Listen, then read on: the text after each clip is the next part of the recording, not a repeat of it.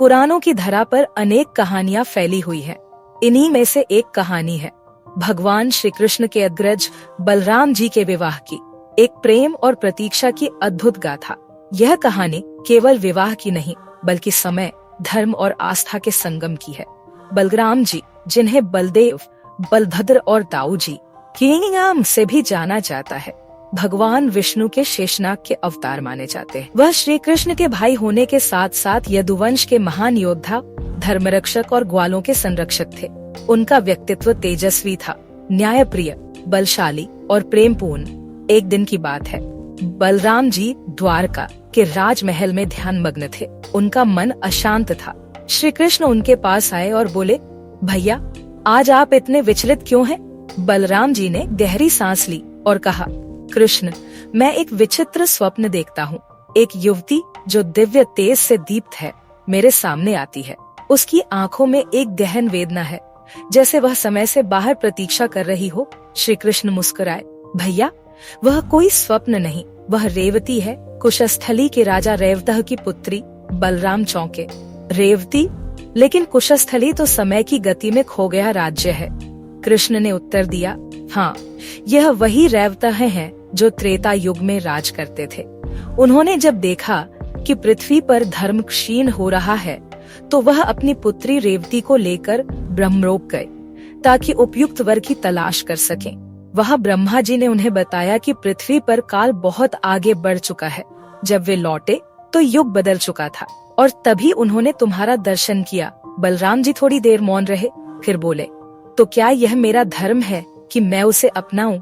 श्री कृष्ण बोले, भैया, यह केवल तुम्हारा धर्म नहीं, यह तुम्हारी प्रतीक्षा का उत्तर है।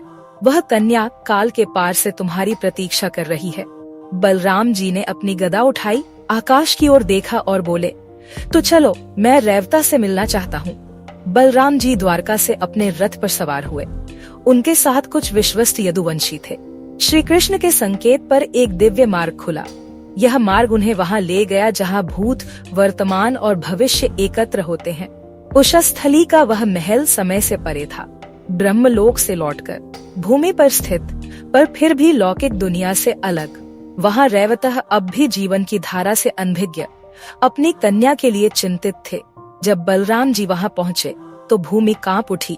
रेवतः ने जब बलराम जी को देखा तो वे आश्चर्यचकित रह गए। उन्होंने प्रणाम किया और कहा, हे प्रभु, आप कौन हैं जो इतने तेजस्वी हैं?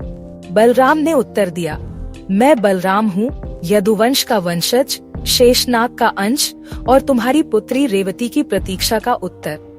रेवतः ने गहराई से देखा। उन्हें ब्रह्मा जी की बात याद आई, जब तुम लौटोगे तब रेवती का वर स्वयं उसे स्वीकार करेगा। रेवती को बुलाया गया।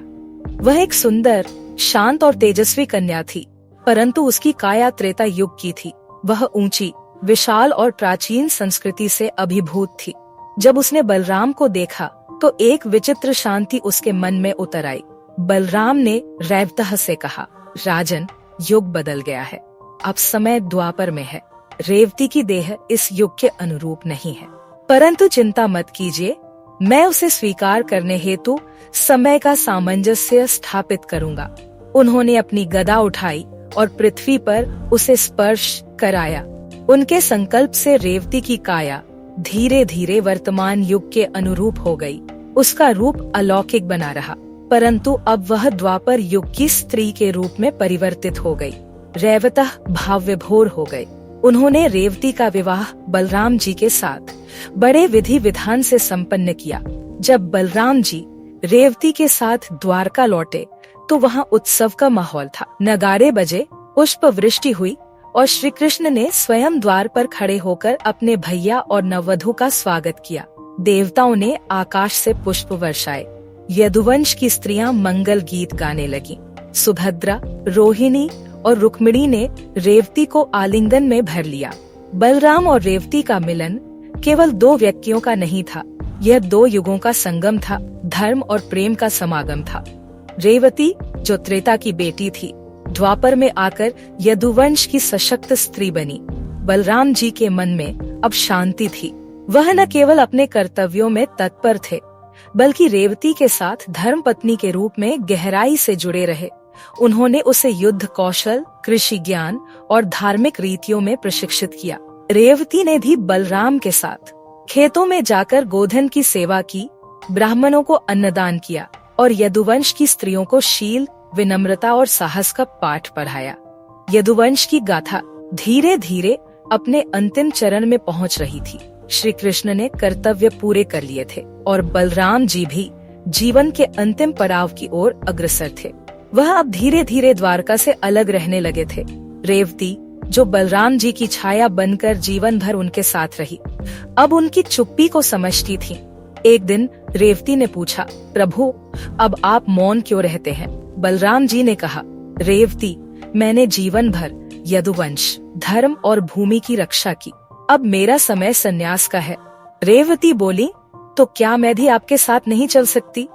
बलराम जी बोले, तुम मेरी शक्ति हो, मेरी चेतना हो, जहाँ मैं हूँ वहाँ तुम हो। उसके कुछ दिन बाद बलराम जी प्रभास क्षेत्र में एक वट वृक्ष के नीचे ध्यान में लीन हो गए। उनके मुख से श्वेत नाग निकलकर समुद्र की ओर चला गया। रेवती ने भी अपने प्राणों को उसी वट वृक्ष के नीचे त्याग दिया।